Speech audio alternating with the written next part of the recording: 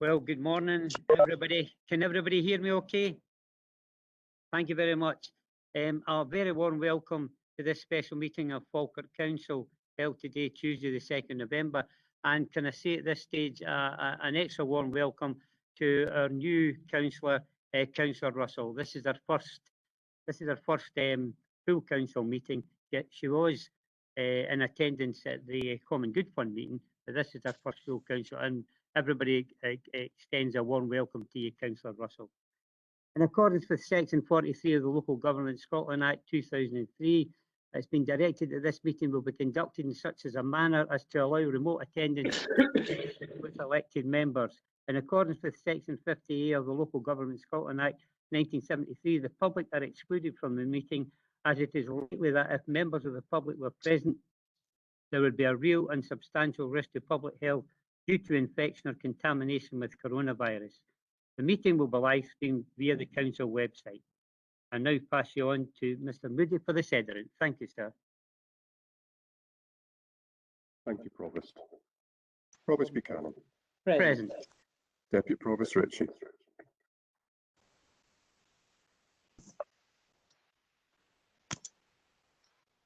I can see Deputy Provost Ritchie on the screen.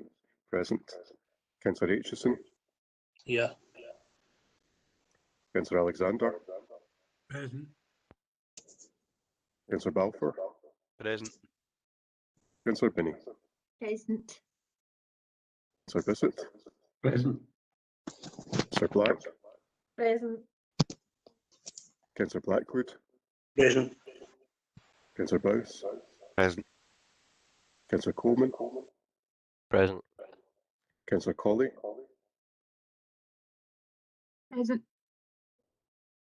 Councillor Coombs. Present.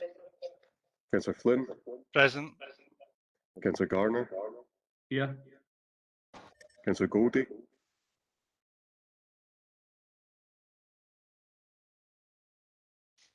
Councillor Grant. Here. Councillor Harris. Present. Councillor Hughes. Present. Councillor Kerr. Present. Councillor McHugh. Present. Councillor McCluckie.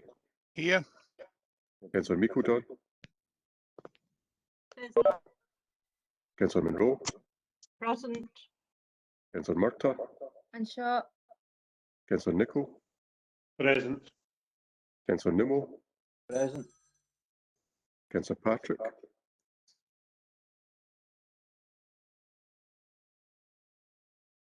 Councillor Russell. Present. And Councillor Spears. Present. And I think Provost Councillor Goldie may now have joined the meeting.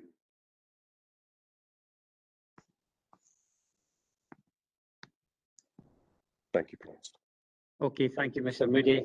That takes us to item 2 on your agenda. And just for clarity, I'll read it out. Declaration of interest.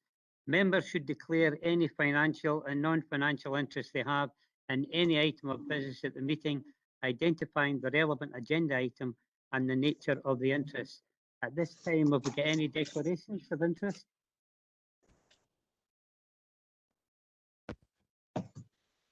None? Hello. Okay, fine. Provost, sorry, I had a usual technical hitch. I don't know if you've took the Sederant yet. That's fine, Councillor Goldie. We've got you included. Thank you. Okay, no declaration of interest at this time. We'll go on to the main business, which is item 3, the consultation response to the National Care Service for Scotland. The report is by the Chief Executive. It's pages 2 to 61 in your agenda, and the Chief Executive has a number of officers on standby for any questions and including in the report. Thank you, sir. Thank you, and good morning, Provost, and good morning to all. The purpose of this report, it presents a proposed response to the Scottish Government's consultation on a National Care Service for Scotland and seeks Council's approval for the submission of the response. And I'd like to say at the outset, Provost, I'm very grateful for all the work done by colleagues to bring this together, particularly Sarah Lacey, Patricia Cassidy, Karen Algie, Colin Moody, and a number of others who have brought together what is a pretty wide-ranging response. The background to this consultation lies with the independent review of adult social care, which reported earlier this year. The review was undertaken in a short timescale, and in its conclusions recommended the creation of a national care service. And the Scottish Government set out a commitment to begin formal consultation for the new National Care Service early in the current Parliament. The consultation launched on the 9th of August and is scheduled to close today. A key recommendation of the independent review was the creation of a National Care Service on an equal footing with NHS Scotland and with Scottish ministers being accountable for adult social care support. However, the proposals contained in the consultation go beyond this, and views are being sought in the creation of a comprehensive community health, social work, and social care service. This would extend the scope of the national service beyond the recommendations of the independent review to encompass not only adult social care, justice, and alcohol and drug services. Section 5 of the report sets out the consultation the consultation process, and I'll ask Sarah to give some more detail about this shortly. Turning to the consultation document itself, it is a lengthy document and not wholly logical in structure. Many of the questions presuppose that there will be a national care service. There is a question on whether such a service should be established, but it does not appear to question 20 in the document. Some questions have not been answered in this proposed response, and that's where questions are really directed towards individuals rather than institutions. In terms of that fundamental question about whether there should be a national care service, it is proposed that the Council does not accept that Scottish ministers should be responsible for the delivery of social care through a national care service. The reasons for this are, firstly, that many of the positive aims arising from the recommendations of the independent review can be achieved without whole-scale institutional change. For example, the emphasis on a person-centred, human rights-based approach, the improvement of the status and conditions of those working within social care, and the need for increased funding of the sector. None of these in themselves require a national service. It is acknowledged that there are legitimate issues identified in the independent review concerning variation of provision across the country. But further consideration, it should be argued, should be given to mechanisms already available to government short of the creation of a national service before this step is taken. Secondly, there is not an evidence base to support the view that a national care service is needed to achieve better outcomes. In addition, there is a lack of clarity in some key elements of the proposal to allow an adequate assessment of it to be made. So the proposed Council response emphasises that our focus in considering the consultation needs to be on better outcomes for our citizens. The Council continues to support the local integration of health and social care services. Elements of the proposed national service remain unclear. For instance, the role of the new boards as the local delivery body for the services in some sections of the paper and in others as the commissioning body. Thirdly, the proposals represent, in our view, an unexclusion of local democratic accountability.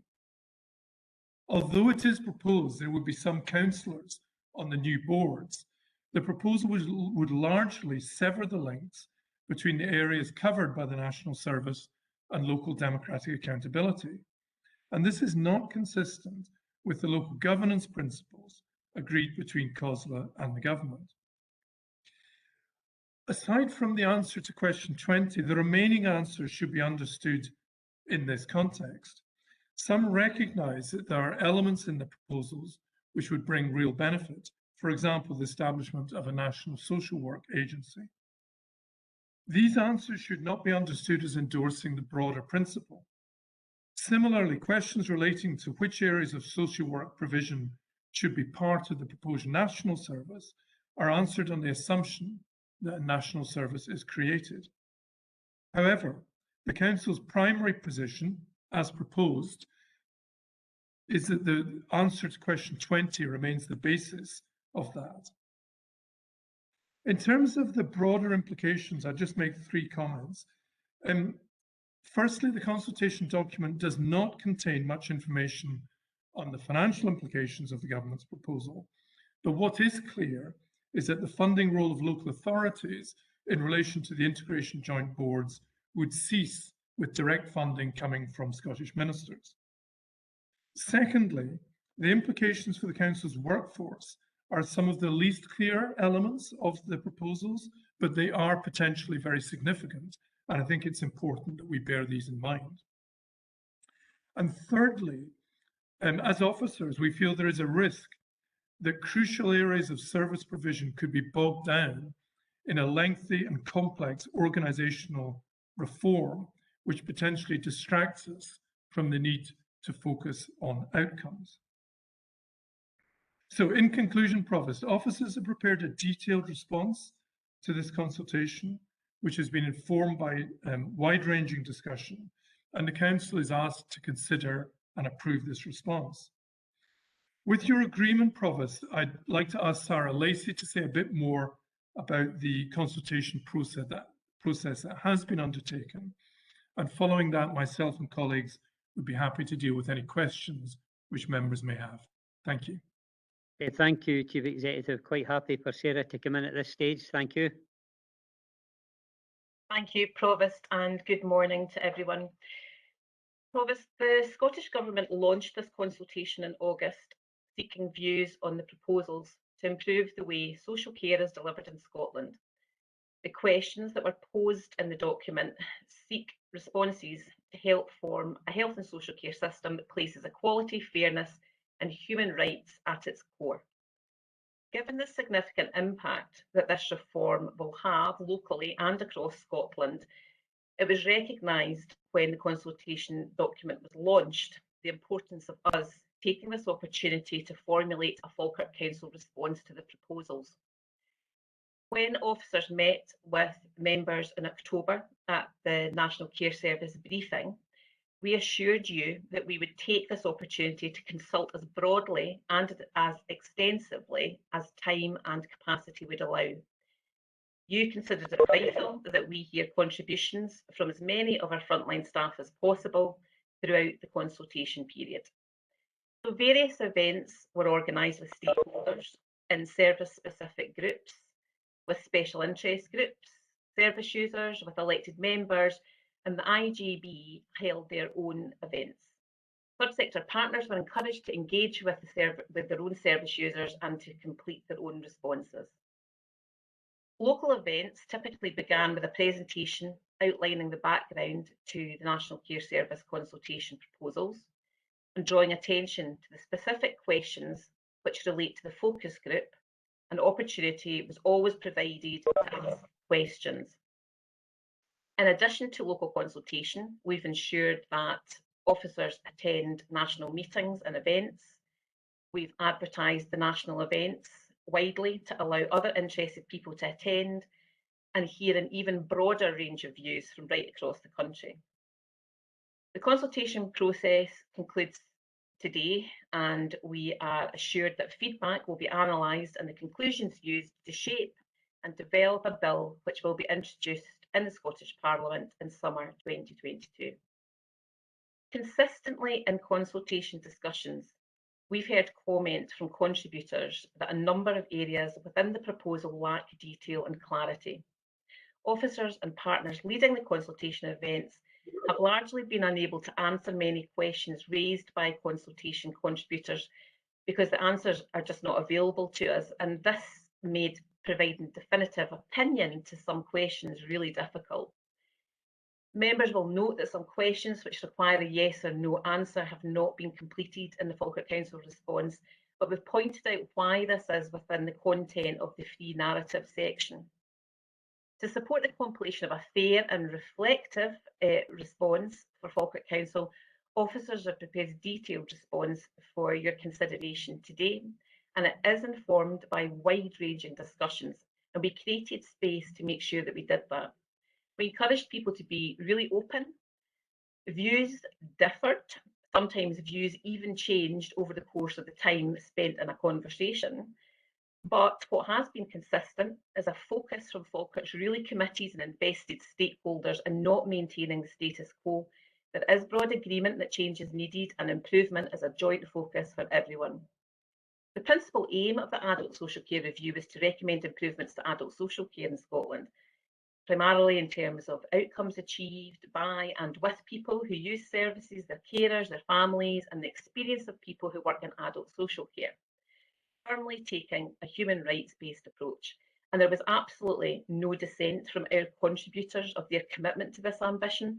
We heard many positive views about the creation of the National Care Service, and people were positive about what it could do for consistency of service user experience and for the social care workforce, which needs national support to ensure that the conditions and the terms are fair and that staff feel valued.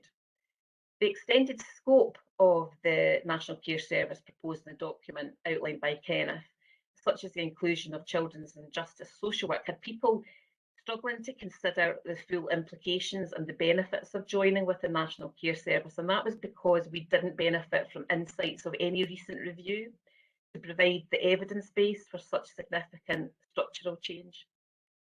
Contributors reflected on what works in our existing structures. They were eager to note what we're achieving together to improve outcomes for people in Falkirk right now.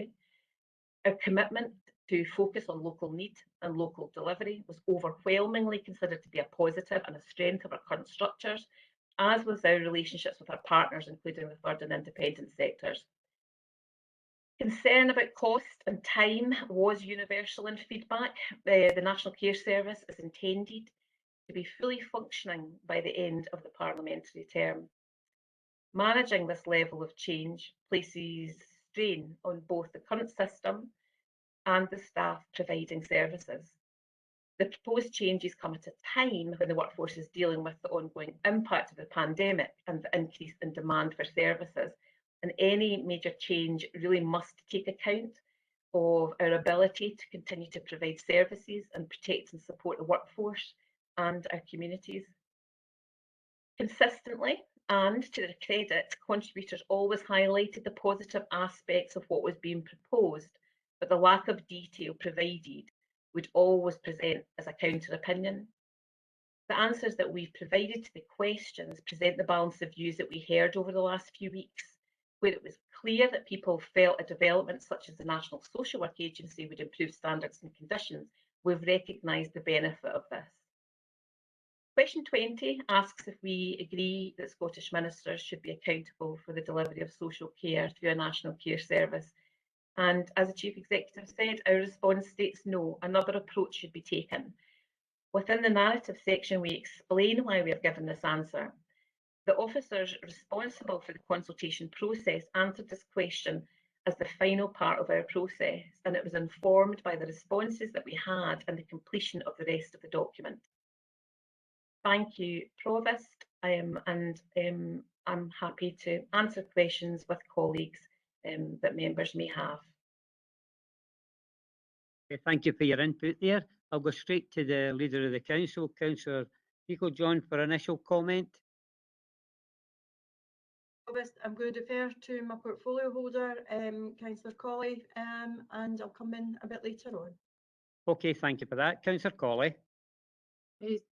Thank you, and thank you to officers for preparing this report. I think before we talk about the consultation itself, I just actually want to take the opportunity to say a heartfelt thank you to everyone who's working so hard to support people across the district. I know that this has been a big piece of work on top of everything that people are having to do just now, so thank you very much. I think that there's many things that as a council we disagree on, but we do agree wholeheartedly that social care and social work in all its guises is critical to the well-being of our communities. The consultation itself was lengthy and at times lacking in detail. I think it's very clear that it was lacking in detail. That sounds a bit weird, but and officers have done a significant amount of work to bring this response together, including high levels of consultation. And I know that we've all been involved in some of those discussions. The independent review that it came from was a significant piece of work, albeit one that was completed in a pretty tight timescale. But I think it's a statement of the commitment of the review group led by Derek Feely that were able to consult over 1,000 people in that short time, holding over 130 meetings and engagement events and receiving submissions from a range of organisations. And we shouldn't forget that this review is about people's experience of social care support, service users, carers and staff, including in our own area. And they talked openly and honestly about their experiences, particularly during the pandemic, and their hope of social care being something that should feel nurturing and supportive rather than a battlefield. And I think it's difficult to hear sometimes that that's individuals' experience. It was clear from the review that change was needed, and whilst the Scottish Government accepted all of the recommendations, it's heartening that all parties in the Scottish Parliament accepted them in full or in part. Whatever comes out of this consultation, the thing I can say with confidence is that we all want social care to be the best it can be, and we can build strong foundations together. It's in that spirit that pre-election the Scottish Government and COSLA issued a joint statement of intent, pledging additional funds, which is very important, to ensure that adult social care workers would be paid at least the real living wage, to develop minimum employment terms and conditions, to introduce a requirement for ethical commissioning. Both organisations also committed jointly to working to deliver the recommendations, including ending charging, overhauling eligibility criteria, fully supporting unpaid carers, and implementing measures to put the voices of those with lived experience at the heart of development and delivery of support. And I'm very pleased to say that I think that's very clear through the work that's undertaken and in the integrated joint board, that very much how we developed is putting people with lived experience at the heart. This agreement between the Scottish Government and COSLA was entirely laudable, and it reflects what I was saying about everybody's working towards the same aims. But when the consultation came out, it's fair to say there was a bit of surprise. Its scope was far greater than imagined, and some of the proposals are unclear, leaving lots of questions and not very many answers. That's not to say there's not positives, particularly its emphasis on a person-centred approach, rights to breaks for unpaid carers, improving terms and conditions for staff, and crucially bringing more funding to the table. Equally, proposals for boards to commission and manage community health services, which are currently delegated to the IGBs, will give opportunities to deliver real integrations. We're part of the way down the path with the IGB, but we're not as integrated as some areas. It's also worth noting the positives and suggestions to integrate some services for disabled children, particularly relevant at times of transition, and this has very much been identified through the Children and Young People's Committee and through the Integrated Joint Board in terms of funding support for that. However, current legislation already allows for this, allows for that integration in the IGBs, and our IGB just hasn't included children's services. Many of the opportunities to improve social care and deliver a person-centred, human rights-based approach are already there. We could do more without a national care service. It represents a major transformational change, and as in the agreement before the election, we're capable of being implemented without the need for such fundamental change, which will take years to develop. It is important that this scale of change does not distract from what people need now and in the next few years. The current system of integrated joint board maintain the link with democratic accountability and with our communities. Councillors are represented on the board, and we receive regular reports at council. And crucially, we connect people with other important services, education, benefit support, housing, employability, and much more, all of which are vital to an individual's whole well-being. It's important that this is not lost. Therefore, as outlined in the report, it is proposed that the Council does not accept that Scottish ministers should be responsible for the delivery of social care through a national care service. I hope, however, that as further details come forward following the consultation and we get some answers to the range of questions that were there, that we will have a clearer picture that we can, as a council, fully support. Thank you. Thank you. Are you moving the recommendation contained within the report, Councillor Yes, Colley? sorry, I wasn't clear there. Yes, I'm moving the recommendations. Okay, thank you. And the recommendation is Council is asked to approve the response to the consultation for submission to the Scottish Government. Have we got a seconder for Councillor Colley? Yes, Provost. Fine, thank you. I'm happy to second, and I would just concur with everything my colleague has said, particularly the work that's been put in with officers and organisations, service users, and the wider care staff, but also the wider council staff as well, and bringing together this response. And I hope that those that have been involved are able to see their comments and their views reflected in that, because it's been no mean feat to be able to do that in such a short space of time. And as has been said, the principles of the National Care Service came out of the review of health and social care. The pandemic's meant that the care provision and care services have had the light shone on them, and they've been placed under significant pressure and scrutiny, and that in itself has highlighted gaps and inconsistencies across the country, as well as identifying good practice and transformation and learning, which has emerged from the independent review of adult social care. But what has been clear is a clear case for improvement. And the principles of the review was very much focused on the outcomes of redesigns of services by people, for people who use the services, their carers, their families, underpinned by human rights-based approach, using the experience of those who use the services. And that's something that I think is quite critical. And it's not something that has been used universally across the country. I'm very proud to say that Falkirk has taken up that mantle, where we've looked at redesign and taken on board the views and actually involved our service users and their families in helping shape those redesigns of services. There was, however, a consensus across the political spectrum for a national care service, and the outcome of the Feely report, there was more agreement in the recommendations than not. But the key point is that there's the desire from us all to see improved services, and it's how we go about that. It was therefore a surprise that when the consultation did come out, the scope went far beyond just Feely and taking adult social care, but also including children, families, social work, justice, drug and alcohol partnerships. And that has, as a result, made the consultation process far more complex and more open to interpretation, depending on what sector you're working in or responding to, or as an individual. And as a result, I think the responses from the consultation are going to be hugely complex to pull together.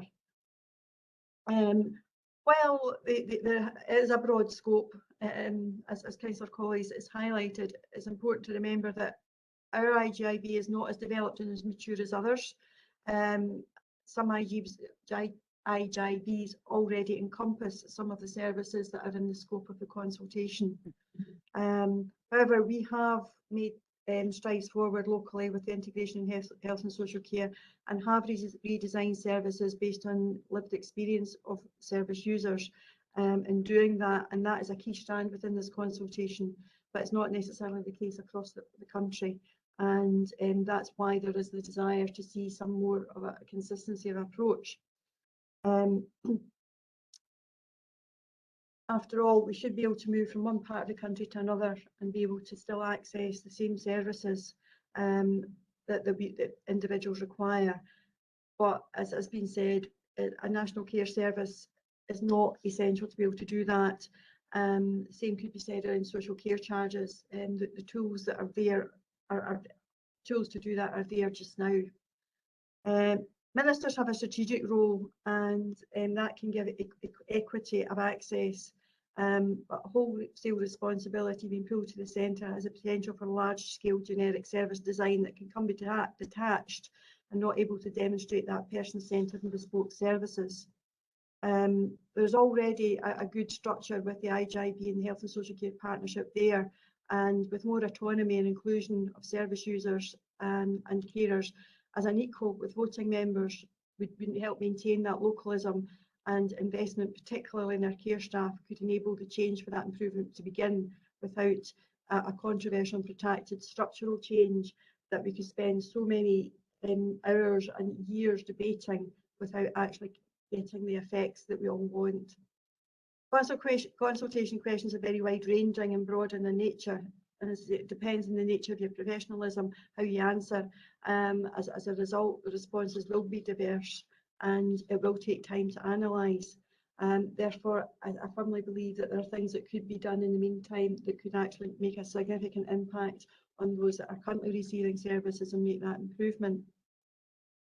Therefore, the key response to question 20, and it's detailed in the covering report, has been said previously, focuses on the improvements we want to see that can quite easily be delivered without the need for wholesale structural change and the creation of a national care service. We have a commitment to the integration of health and social care, and while IGIBs may be at a different stage, by augmenting them and giving the right tools and powers to deliver and maintain that local involvement, democratic involvement. There are, however, areas that National Care Service could bring some added value, particularly around regulation, workforce training and development, and accreditation, professionalising the role of care, making it a career of choice, and have the ability to have a structure that enables career progression across the health and social care sector. There's obviously room for improvement. Locally, we're on a journey. With the right tools and resources, there's the ability to significantly increase the pace, most of which does not need a national body, and there are far more accountability, leaving the responsibility at a local level, and keeping with the key principles around community empowerment and local decision making being left with local people. I do, however, believe this is the first stage in what's likely to be a winding road and a journey, and this first level of consultation hopefully will provide some high-level principles that will allow some work to go ahead and be able to be brought back, and fully anticipate that over the time of this Parliament there'll be further aspects that we will be consulted on, and we'll be able to have some real influence over the shape of services to come in the future. But I do think the approach that's been taken by the Council and the response that we don't agree that ministers should be wholly responsible is the right one, and we have been constructive in our reasons for that, and we just asked to be able to allow to start to work on what improvements we can make, keeping in mind that it's not the politicians that are the key in this, it's the people who are at the front line who need our services and are deserve the best possible services that we can provide. One of the key areas for doing that is finance, and while there has been funding put on the table, I think it's important that that's not seen to be feeding into organisations, but does actually make a difference right at the front line. So I'm more than happy to second Councillor Colley and the Council's response. Thank you, Provost. Okay, thank you for your input. I'll go to Councillor Black now. Thank you. Thanks, Provost. I welcome this report, and I think that the responses have been really very thoughtfully done, and under the circumstances of the lack of information, I'm really impressed with the response. I think the review does go beyond what was originally meant in the Feely report. The review should concentrate on adult social work services, and local services should be managed locally, and they should have local accountability. As can be seen from the Council response, putting children's services into the mix would complicate things. But as has been said already, having transitions as part of the new service would streamline things for young people as they approach adulthood. For me, the most important part of the consultation is left to the end, because we can't provide a human rights-based approach to care if we don't have carers and if we don't value our staff. And a decent salary for care workers is really important, but it can't also be done without improving the culture and the career pathways for people working in the care sector. And Scottish Labour are asking for £12 an hour, leading up to £15 an hour for care workers. It won't solve the problem, but it'll start towards a good solution. We are in crisis just now, and after the pandemic, people are re-evaluating their lives and they're changing their jobs, and many unpaid carers have had very little support over the last 18 months, with no hope of getting more support in the near or medium-term future. And I have been having conversations with carers in recent weeks, and my fear and their fear is that the current situation, which obviously everybody doesn't want, but the current situation is almost on the verge of being accepted, and that is totally unacceptable. Our biggest challenge is getting more people into this sector, and to do that we have to take the heat out of working in that environment. Too many managers are under stress, too many care workers go from week to week with no prior warning. I'm not talking about our council care workers, I'm talking about the staff that work in companies who deliver services for us through procurement and tenders. But there are too many managers are under stress, and that a lot of staff work with no prior warning as to what their shifts will be from week to week. Too many people feel unsupported, and this can lead to poor relationships between management and staff, and it doesn't help with retention. And this job is one of the most valuable in society, because looking after our most vulnerable citizens is really important, but due to the pressures from the top to the bottom, the staff working in the field end up exhausted, anxious and burnt out. It's one of the best jobs in the world, with great job satisfaction, but it should not come at such personal cost to the people who choose to work in it. With regards to 0-hour contracts at page 55, I think, I'm concerned about the quote. It says at the end, zero contracts, we're not desired. Could we have at the end of the sentence where it says if desired, could that be removed, so it just says that we won't have zero contracts at all? Under an SNP government throughout Scotland, and I'm not talking about this area because I don't actually know the figures for this area, but it would be useful at some point to have them. Almost 1 in 5 workers are on insecure or temporary contracts, and 15% of staff work unpaid overtime. And this can't continue, because these staff should have permanent contracts and be paid appropriately. IGBs have been under huge pressure over the last 18 months. We have to make sure the infrastructure is put in place so that lack of care packages and resources no longer leads to delays in discharges from hospital. At the end of the day, the SNP have been in power for over 14 years, and during that time, pressure on social work services has increased, with budgets being cut and overstretched managers having to spend valuable time trying to see if their services can be reduced. Most councils are now providing care to only the most vulnerable, which means that they continue to firefight rather than getting in there early and doing more preventative work, which saves money down the line and has better outcomes for people.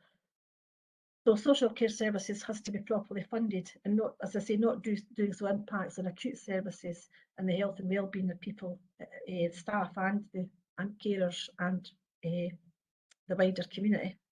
Feely identified a 650 million gap in funding, and this needs to be rectified so that local authorities can deliver care where and when it's needed.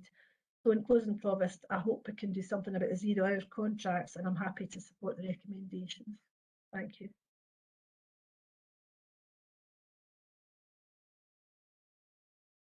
Thank you very much for your input. I'll go now to Councillor Kerr.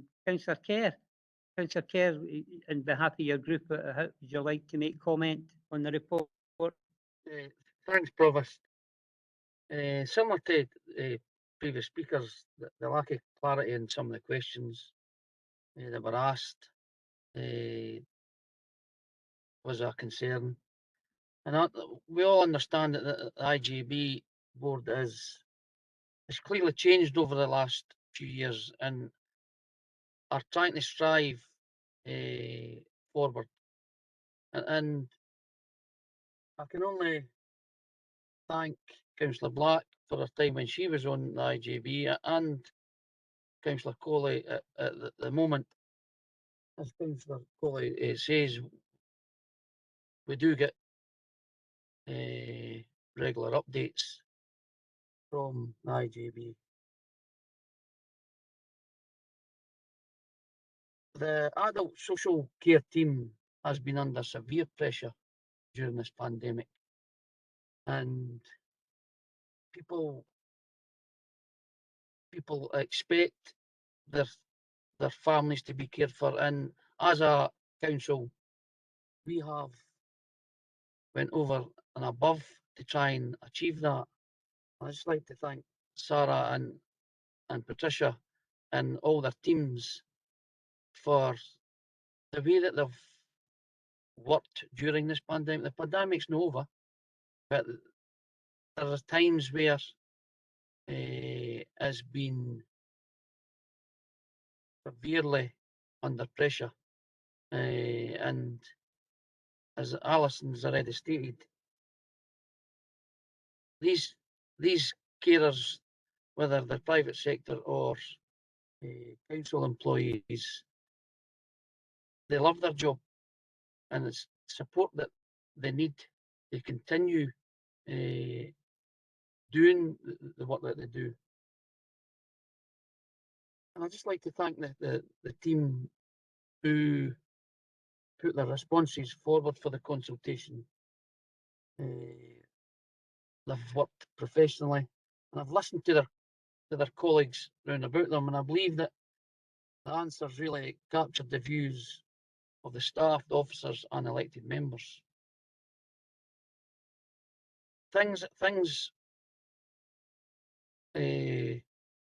will become difficult for certain people, but the support that needs to come forward, it needs to come forward now, Provost, and just hopefully that we can, as the leader, the council says, if there's something that comes and it benefits out of this consultation and it benefits our users, well, it can only be for the good.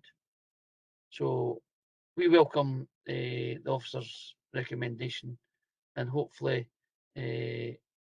something good will come out of it, Provost. Thank you.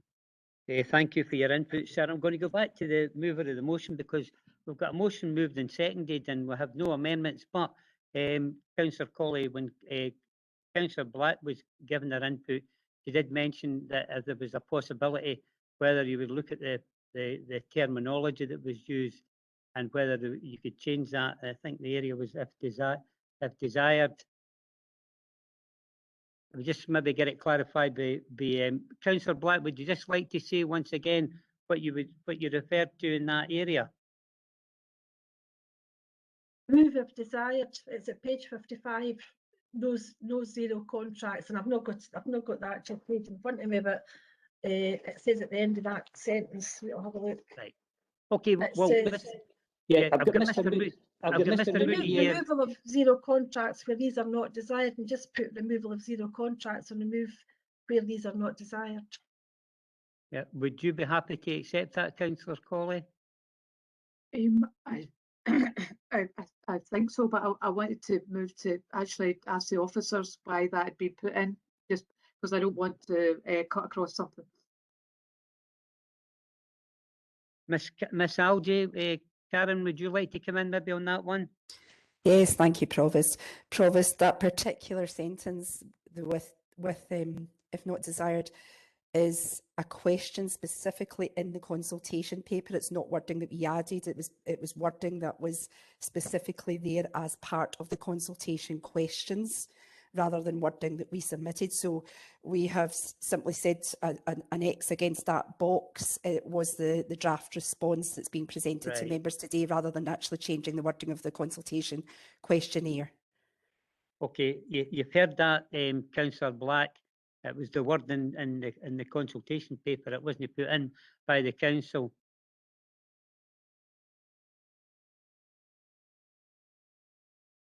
Okay, that's fair enough. I mean, I'd be interested to see what our group leader says, but if that's the wording in the consultation, it'd be better to have just, if the consultation would just put in removal of 0 hour contracts, because we shouldn't have them in this day and age.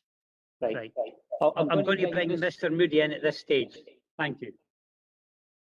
Thank you, Provost. And yeah, Ms Algie is absolutely correct that this is a series of options which were presented in the consultation, and the reason the X is against the box is that's the option that was offered. If it was the desire of Council, though, to present to Government the view that the removal of 0 hours contracts in their totality was the preferred option, then it would be open to Council just to add a brief statement to that effect in the free text box underneath. Okay. Are you happy with that, Councillor Black? Okay, then, just to clarify where we are, we've had a motion moved and seconded. Sorry, Patricia Cassidy has been trying to come in. Right, fine, thank you. Patricia, thank you. Thank you, Provost. The form is, as Karen and Colin say, but it's just to highlight to you, we don't use 0 hours contracts. However, at the moment, that is giving us some flexibility. We've got support from health support workers, from the health board who are coming in to help with double up runs and care at home. And those are individuals who are employed within the NHS and do extra hours on the bank.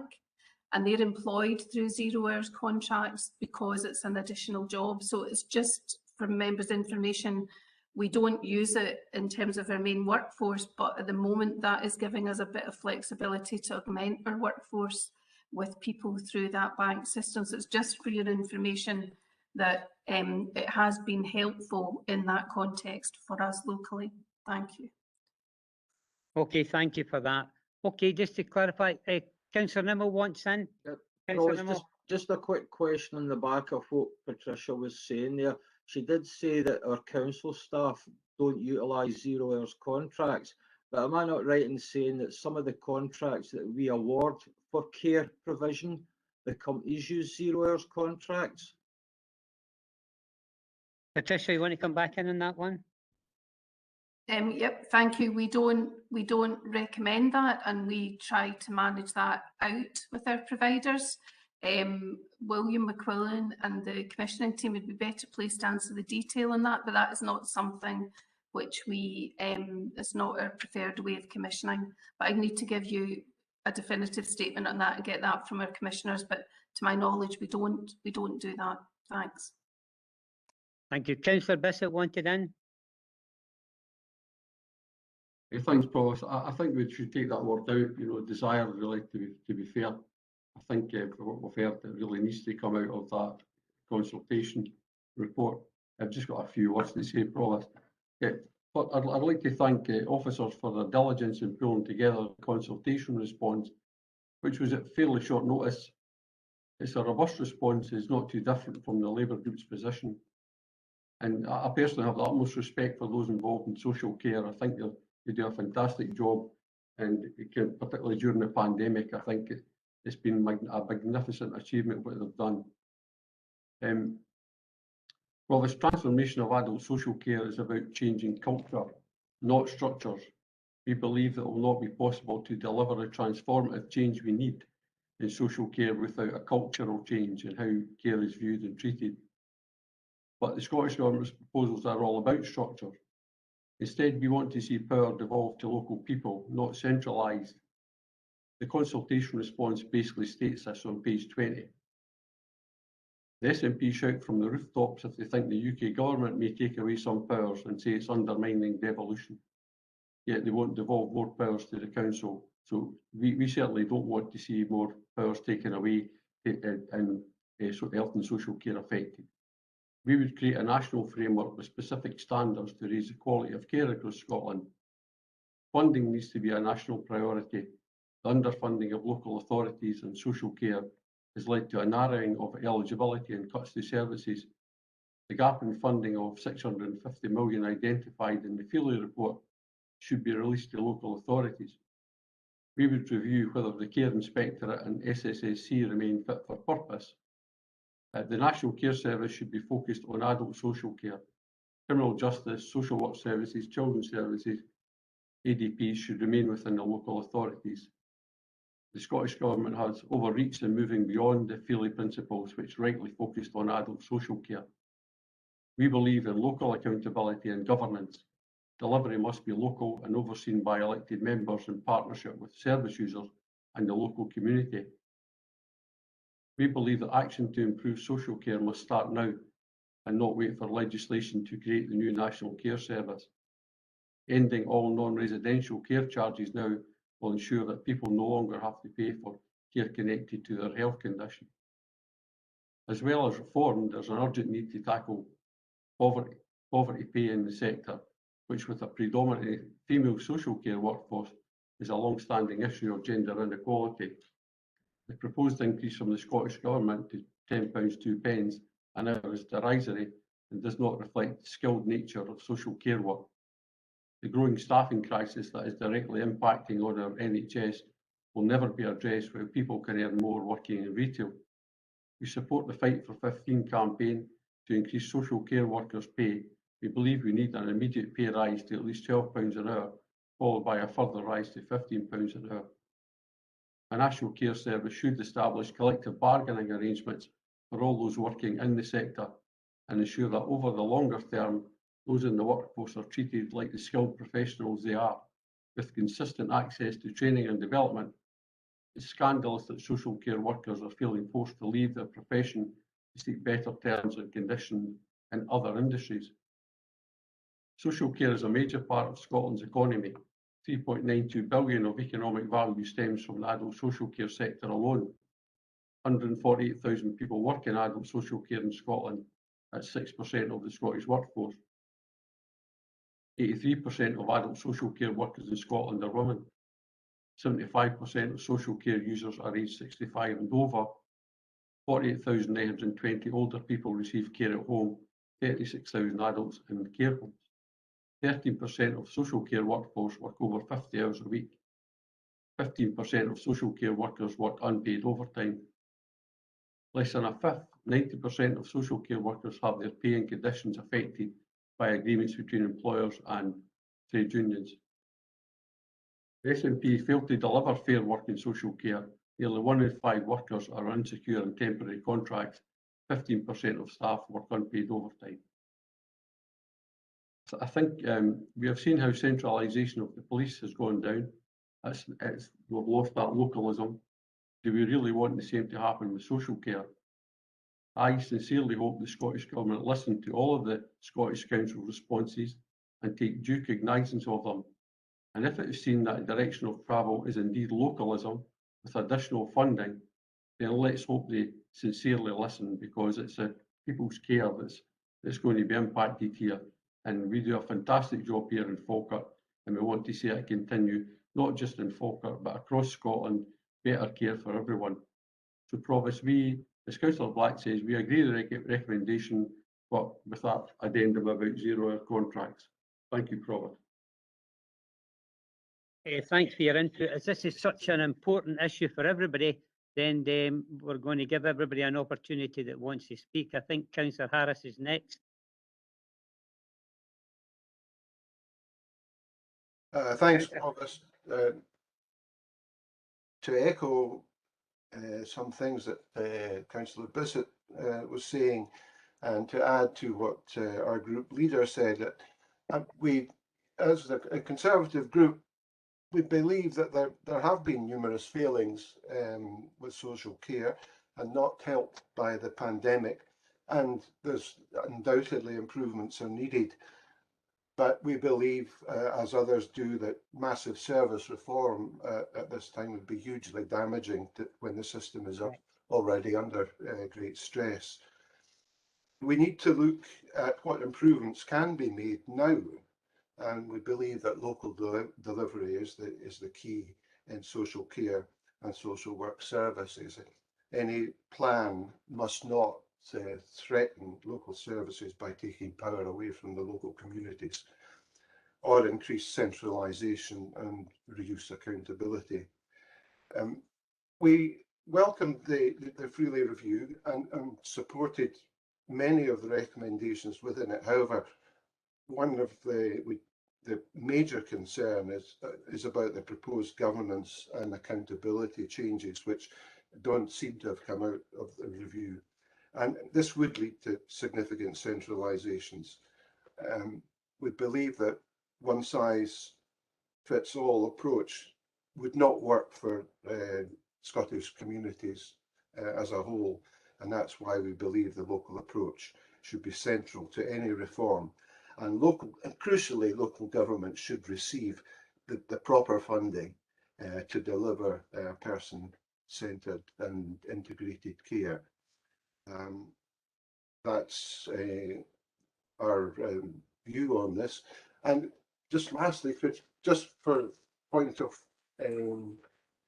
information, can I just point out that on page 28, before the response goes in the box, there's a small typo there.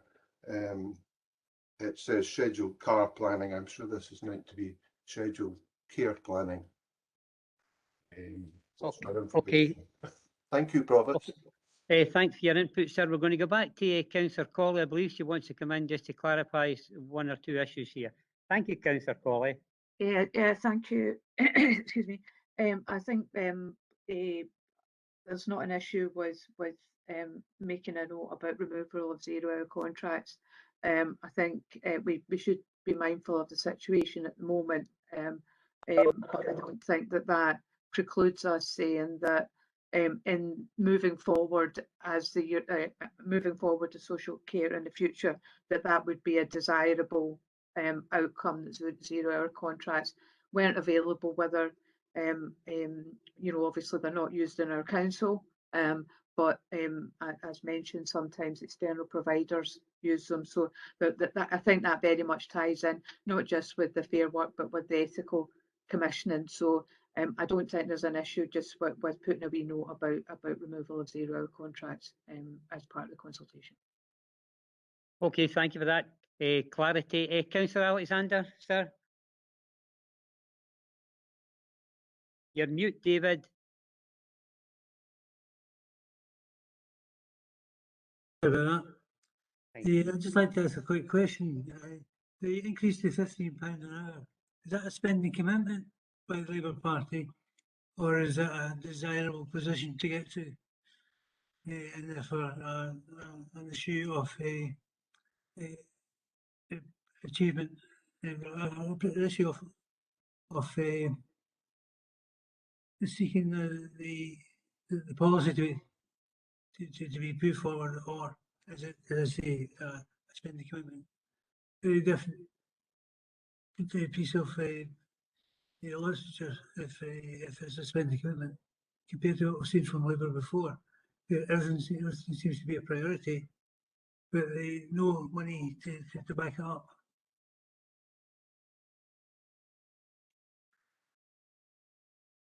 Does anybody want to come back in and try and answer that question? Is that you finished, Councillor Alexander? Well, depending on the answer to the question. Well, I don't think you're getting an answer, so you want to carry on?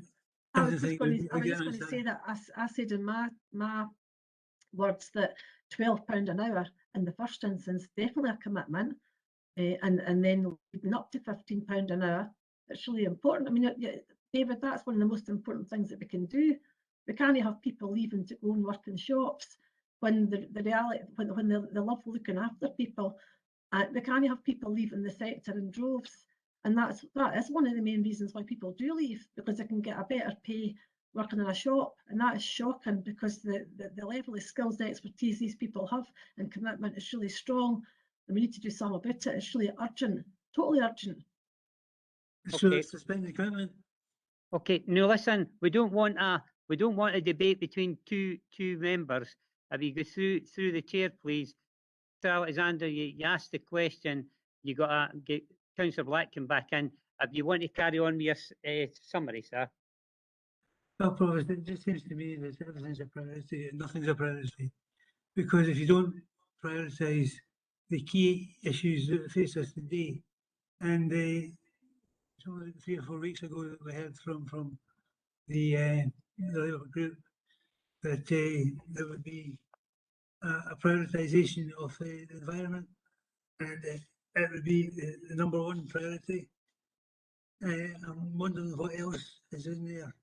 There will be a funding commitment whereby the cash is there, they can demonstrate the cash is there, or the it's a desirable position to get to, but with no specific plans.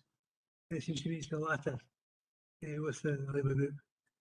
So I'm hoping, Provost, that it was SNP and Falkirk Council who actually abolished and made sure that policy-wise there was no 0 hours contracts.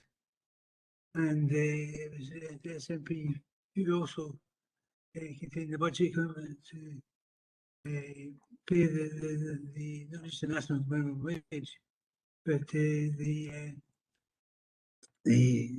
figure above that in terms of in terms of the belief that that is a too low figure, a set too low figure. And what we really need is the immediate implementation of the I forgot the name of the damn thing.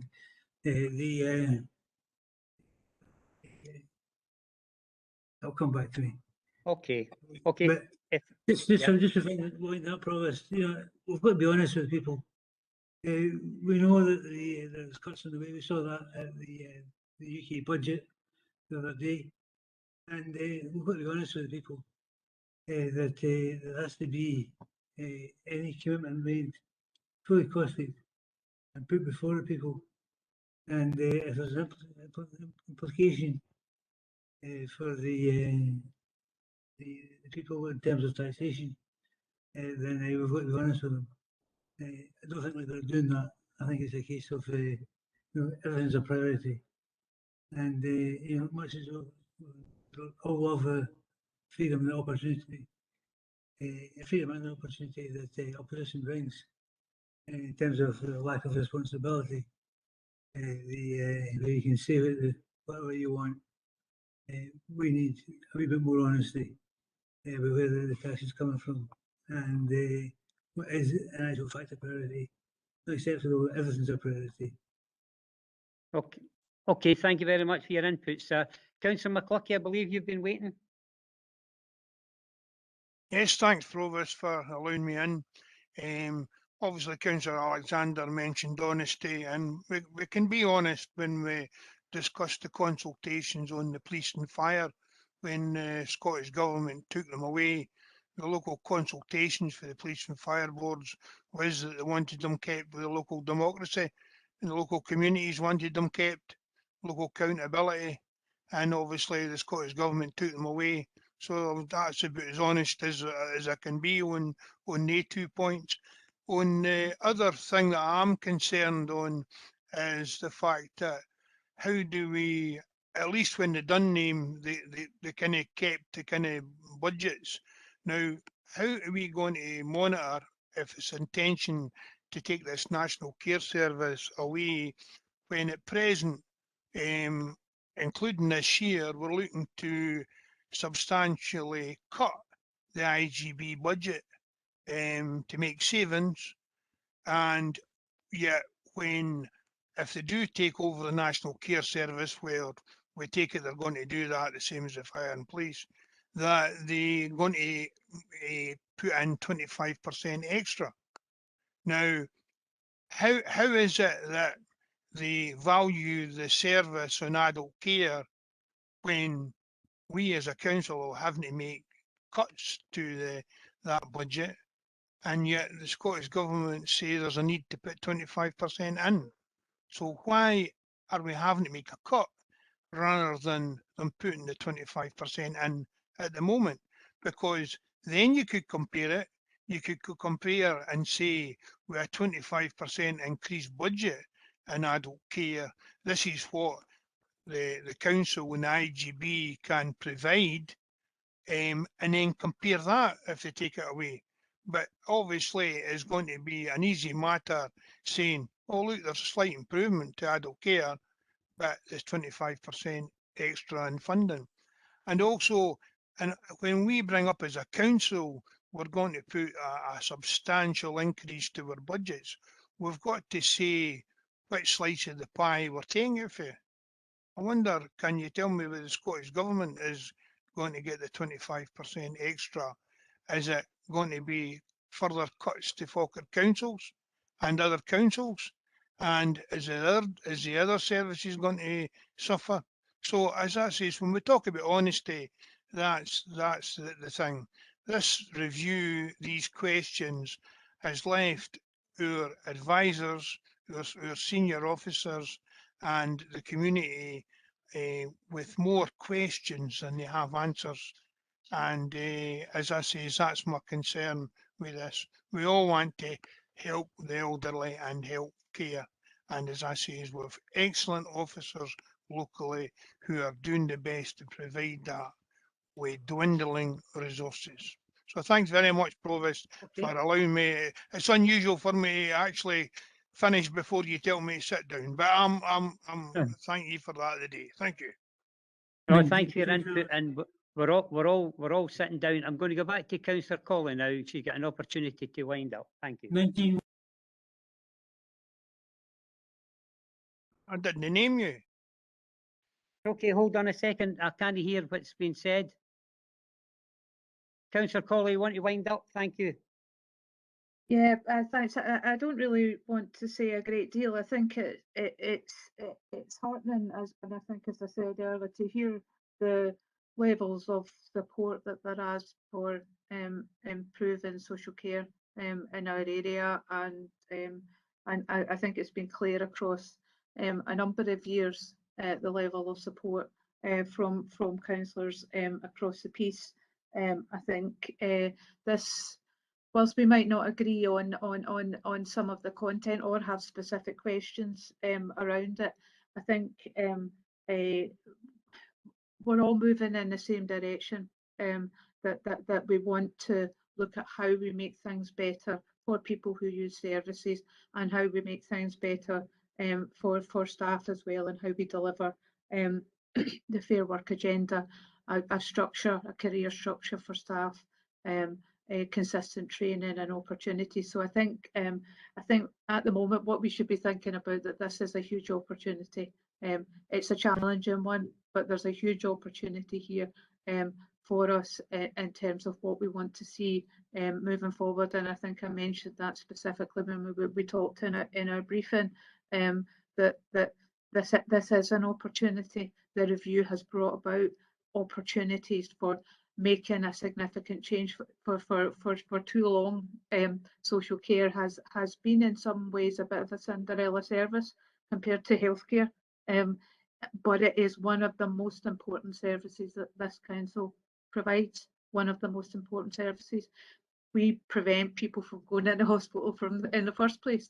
It addresses health inequalities. It supports people to live independent lives, and it supports people to have a positive quality of life, and the ability to actually invest to build upon the really good work that's already underway. I think is fantastic. So I hope that we'll be back here revisiting this topic and discussing how we take the next steps in what we do in Falkirk, whatever emerges, what we do in Falkirk, and how we make this a positive and beneficial outcome for people of our area. Okay, thank you for your input, and thank you everybody else for their input. We agreed the recommendation contained with the added statement that was agreed. So thank you very much, everybody. And thanks again to the officers for the wonderful work they've done. Thank you.